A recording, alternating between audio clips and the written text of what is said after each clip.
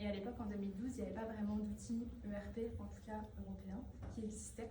Ils ont quitté leur agence et ont voulu créer quelque chose de différent, de nouveau, d'européen. Et donc c'est Team Leader Orbit et Team Leader Focus. Nous avons deux produits, donc Team Leader Focus qui va venir s'adresser à des auto-entrepreneurs ou des petites agences qui souhaitent centraliser un peu leur business, donc tout ce qui va être CRM, devis, gestion de projet, facture. Et on va avoir Team Leader Orbit qu'on a créé, qui s'adresse plutôt aux agences, qui fait un peu la même chose avec un peu plus de granularité. Avec nos fortes années d'expertise et nos 12 ans, on a eu la chance de travailler avec pas mal de clients. Donc j'en ai mis quelques-uns peut-être des bruxellois que vous connaîtrez peut-être. Parmi Influence, Wikis Agency, Synapse, et puis on est assez influent en Belgique, assez leader même, aux Pays-Bas. On commence à s'implémenter un peu en France, au Luxembourg. Donc je vois des petits chuchotements. Des concurrents peut-être au tableau. Des concurrents. Donc voilà, on essaye de ne pas vraiment être juste l'outil qui vous envoie la facture à la fin du mois. On a envie d'aspirer à plus, on fait plus. Donc on crée différents e-books sur les problématiques des agences. On produit notre podcast, c'est notre web série Agency Life. On a la saison 3 là, en France qui est en train d'être tournée. Et également Agency Benchmark dont on va parler aujourd'hui. C'est un peu l'objectif d'aujourd'hui, c'est d'étudier un peu les KPI qui sont assez importants en agence, mais pour ça il fallait qu'on demande aux agences en réalité quels sont les KPI qu'elles suivent tout simplement. Et pour ça l'an dernier on a lancé l'Agency Benchmark, je ne sais pas si certains d'entre vous l'ont déjà rempli ou ont entendu parler. En quoi ça consiste simplement, c'est qu'on est tombé sur un constat, en fait en agence on ne parle pas forcément trop, mais ce qu'on voulait c'était en anonymisant les data, donner des clés à chacune des agences sur qui suit quoi et qu'est-ce qui est important pour chacun, surtout suivant les tailles. On le sait, suivant les tailles d'agence, les ambitions sont très différentes et les KPI aussi. Donc vous le voyez, rien n'est comparable à chacune de vos agences, on n'a aucun doute là-dessus, mais on aimerait bien quand même essayer. En fait, qu'est-ce que c'est cette Agency Benchmark? Ça a été lancé l'an dernier par Team Leader en mars 2023. Ce sont des données agrégées de 4000 agences de nos clients qui sont anonymisées. En plus de quoi, nous avons réalisé 500 questionnaires très détaillés sur un panel d'agences européennes. Quand j'entends européenne, on se focus beaucoup sur Pays-Bas, Belgique, France, Allemagne, principalement. Beaucoup de questions ont été posées, la croissance, les comportements, les stratégies, la tactique. J'aurais plaisir d'en parler avec vous si vous êtes intéressé ultérieurement. Petite aparté peut-être, vous aurez l'occasion de lire dans les leaflets qui vous seront donnés les résultats de l'année dernière et les résultats de cette année 2024, donc devraient être publiés sous quelques semaines si ce n'est pas quelques mois. Mais venons-en au fait, quels sont les KPI les plus suivis en agence? En réalité, ce que vous avez ici, ce sont donc les résultats de l'année 2023, de ceux qui ressortent le plus, toutes tailles confondues. Mais aujourd'hui, ce qu'on voudrait faire, en une demi-heure, ce ne sera peut-être pas la peine de rentrer dans chacun d'entre eux en détail. Ce que je voudrais vous inviter à faire, c'est que vous présenter quelqu'un. Ce n'est pas Haïfa aujourd'hui qui travaille pour Team Leader, mais c'est Haïfa. Chez Aiko Agency, donc j'ai pris un peu la place d'une directrice d'agence, je manifeste un peu, d'une directrice d'agence et je vais partager avec vous du coup les problématiques que j'aurais potentiellement dans mon agence. Et puis on va essayer de les résoudre, surtout je vais essayer de les résoudre avec Team Leader. Avec plaisir. Du coup, est-ce que tu as souhaité peut-être mettre l'accent sur quelques-uns aujourd'hui? C'est ça, la rentabilité projet et équipe, donc que des sujets tabous chez moi. L'objectif est coût de vente, heure prévue versus heure réelle et la capacité des équipes. L'idée c'est qu'on voit brièvement à quoi ça ressemble et quels sont les enjeux de chacun de ces KPI. Si vous souhaitez bien sûr en discuter plus précisément plus tard, on sera dans votre service. Mais commençons par le commencement. Tu me parlais de timesheet justement. Sheet, my timesheet. Donc ça c'est peut-être quelque chose que vous rencontrez peut-être souvent.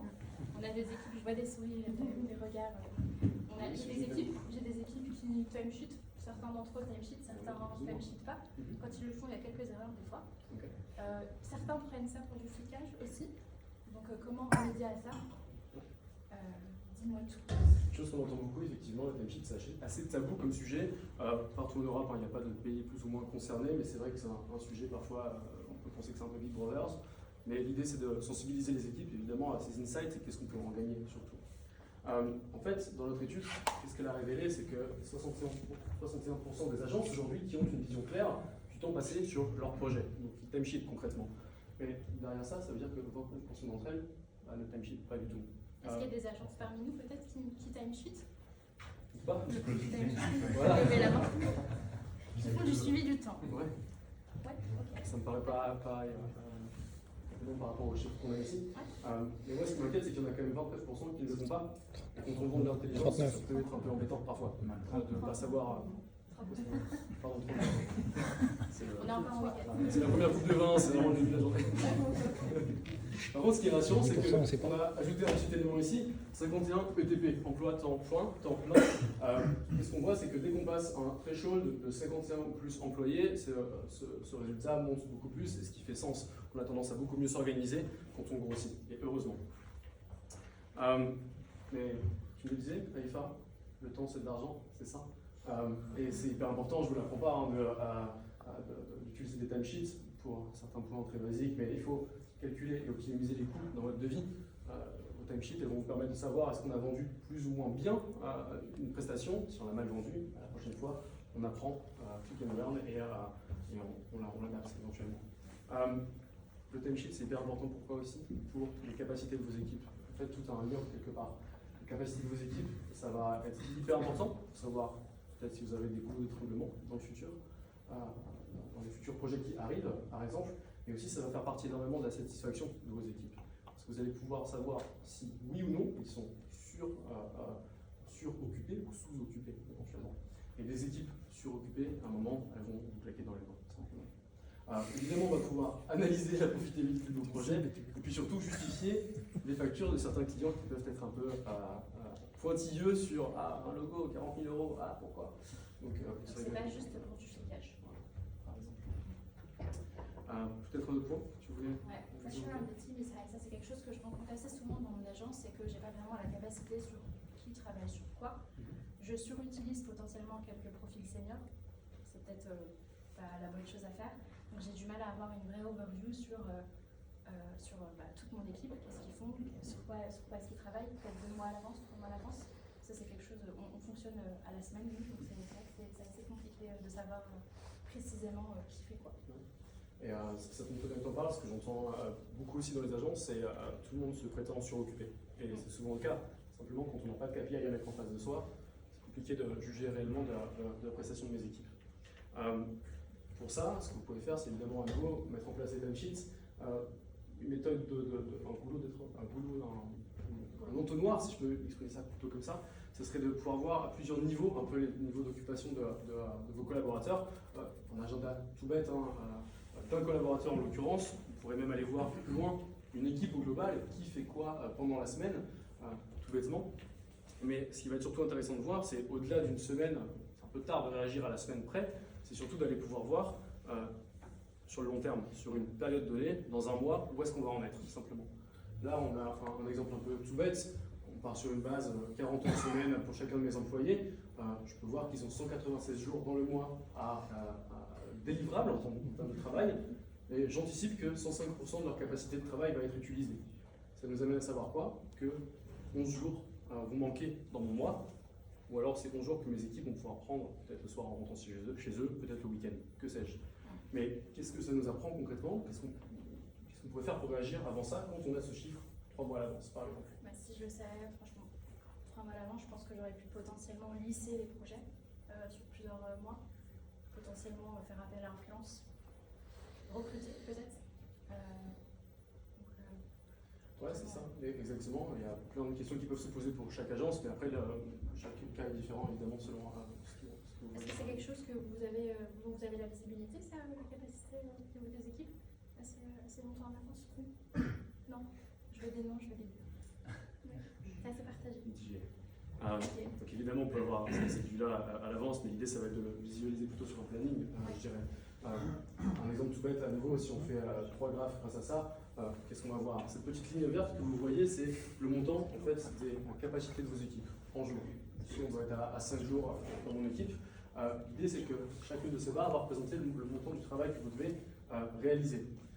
Ce qu'on constate, c'est qu'évidemment, ici, on est plutôt pas mal, mais cette semaine-là, on est en surcapacité. Mes équipes ne vont jamais pouvoir réaliser le travail qu'il y a dans cette semaine. Cette information, si je l'ai en avance, je vais pouvoir regarder de quel projet il s'agit, peut-être recruter en avance, ou alors lisser, comme tu l'as très bien dit, ces projets sur les mois qui suivent à l'avance. Ce sera notre problème, tu rencontres pour refaire Dépassement, sujet tabou. les dépassements. Donc oui, c'est pas quelque chose dont j'ai la visibilité. En fait, j'ai la visibilité, mais peut-être pas en temps réel. Donc je vais pouvoir potentiellement comparer ce que j'ai vendu versus ce que j'ai réellement presté grâce à mes timesheets. Mais c'est pas quelque chose que je fais tous les jours. Enfin, j'ai pas vraiment la visibilité en temps réel, quoi. Et donc ça, c'est un vrai sujet parce que je facture pas vraiment mes clients. J'ai des clients un peu relous. Et donc c'est vrai que je les facture pas automatiquement quand ils ont des demandes additionnelles. Et je les vois pas tout de suite, quoi. Enfin, Ouais, c'est vraiment de la facturation. C'est de la facturation et c'est très relié au final au timesheet qu'on vient de voir à l'instant. On rencontre encore trop d'agences qui me disent je perds de la marge mais ne savent pas ni exactement, ni avec quel client. Et c'est problématique pour prendre des décisions forcément. Pour ça m'amène à vous parler d'un chiffre qu'on a retiré de l'étude, qui est assez surprenant à mon sens. On se rend compte que 32% des agences ont une vue claire sur leurs gains et les profits par projet. Ça fait léger pour un business qui se veut financièrement en pleine santé, quelque part. Moi, ça me surprend, en tout cas. Qu'est-ce qu'on pourrait mettre en place pour ça? Petit aparté. Chez Timidos, ce qu'on aime beaucoup dire, c'est bad news early is good news for margin. C'est vraiment un peu la punchline de nos marketeurs au travail. Et ils ont raison quelque part. En fait, le plus tôt on peut anticiper une mauvaise nouvelle, évidemment, le plus tôt on pourra y réagir pour un peu tanker les dégâts quelque part. Et pour ça, il y a peut-être quelque chose à savoir aussi, c'est que souvent la première personne vers qui on se retourne quand il y a un problème, c'est le project manager, qui va en prendre plein de grade. En fait, le project manager, il faut aussi l'armer, cette personne, lui donner les outils, lui permettre d'avoir une vision, notamment sur les timesheets ou les achats de son projet, pour anticiper ces mauvaises nouvelles. Alors à ce moment-là, si en mettant tout en place, il y a toujours des problèmes, il pourra ne pas avoir son augmentation annuelle, disons. Mais je le disais à l'instant, il faut contrôler ses marges et c'est hyper important. Ça paraît tellement une évidence, mais on le rencontre encore trop souvent. Des marges qui ne sont pas suivies et des projets qui dérapent complètement. Il y a des méthodes très simples pour ça, standardiser vos flots de projets. Vous pouvez en avoir un ou deux, mais quand vous en avez un, simplement, vous savez peut-être potentiellement où est-ce que c'est un peu plus dérapé. Suivre le temps pour voir les dépassements, on l'a évoqué à l'instant, ce qui va vous permettre de garder un œil forcément sur vos meilleurs et vos pires clients. Si vous travaillez 100 heures chez Conca, si je fais 10 € de bénéfice à la fin de l'année, c'est peut-être pas le mec que je vais garder, à moins que je veuille juste garder le nom en tant que référence client, par exemple. En inverse, je travaille 10 heures pour le Blacker avec 300% de marge, autant leur envoyer des cadeaux à Noël. À la suite de ça, peut-être un petit KPI juste tout en bas qu'on a retrouvé dans notre étude. On s'est rendu compte que seulement un tiers des agences utilisaient les données de leur timesheet pour forcément ajuster leur prix sur leur prochaine offre ou pour potentiellement avoir d'autres apprentissages sur une fois que ce projet a complètement dérapé, l'idée ça va être d'en parler à mon sales et de lui dire vends mieux la prochaine fois, forcément. Et à nouveau, un tiers des agences, ça me paraît assez faible. Et la notion ici, j'imagine, c'est le temps réel, Corentin.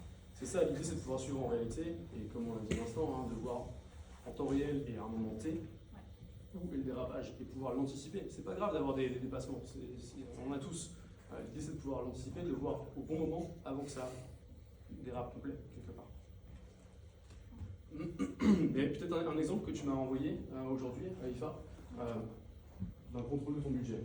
Ouais. Explique-moi quel est ce là, projet. c'est un devis, donc c'est un projet que j'ai fait. Initialement, donc je vois que sur la partie consulting et la partie évaluation, j'ai vendu 4 heures et 3 heures.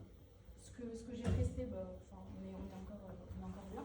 Sur la partie stratégie, c'est vrai que là on commence à dépasser. Je commence à être potentiellement plus rentable avec les 49 €. Donc j'ai vendu 5 heures et 30 minutes, j'en ai fait 7. Il y a peut-être un petit souci quelque part. Donc l'idée c'est de se tirer la sonnette d'alarme maintenant, avant qu'on passe en marge négative, j'imagine. Ouais, totalement. Peut-être un autre sujet que tu voulais aborder?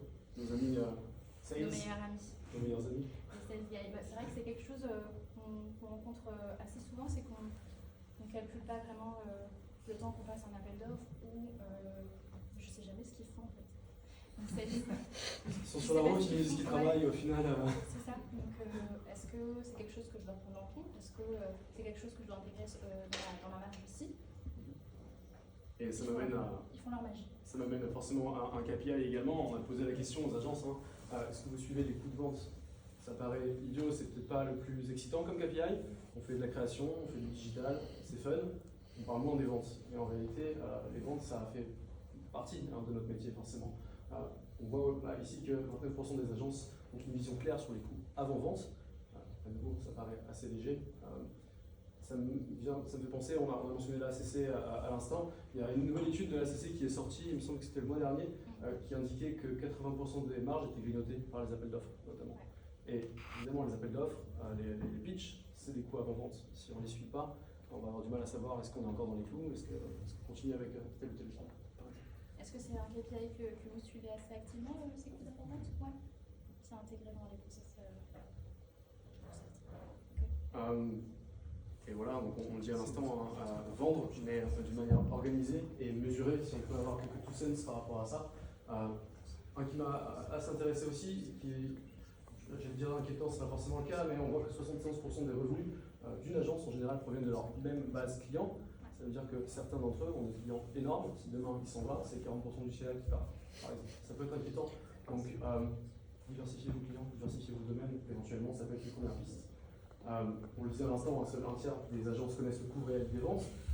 Ce qui est plus rassurant, c'est qu'à partir de 20 employés, on va commencer à intégrer des objectifs de vente, donc se pousser un peu plus dans les sales.